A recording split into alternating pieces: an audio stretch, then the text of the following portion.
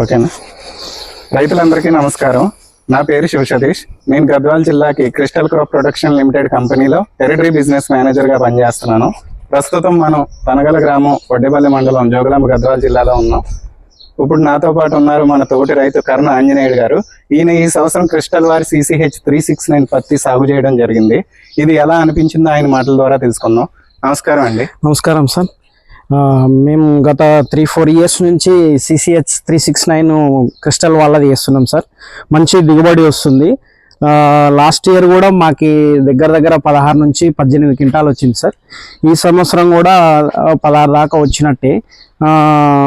ఇది చెట్టు కింద నుంచి పై దాకా కాయ సైజు ఒకటేలాగా ఉంటుంది. కూలీలు పంట తీయడం కానీ, కాయ సైజు కానీ బాగా లావు సైజు ఉంటుంది సార్. పంట ఇది పత్తి తీయడం కూడా ఈజీగా ఉంటుంది సార్. కూలీలు తక్కువగా అవుతుంది. మందులు కూడా నేను తక్కువనే కొట్టినాను. మంచి పంట వచ్చింది. అది సార్.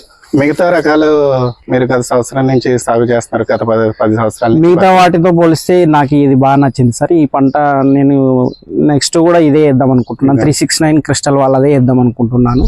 బాగుంది ఇది. ధన్యవాదాలు. Thank you sir.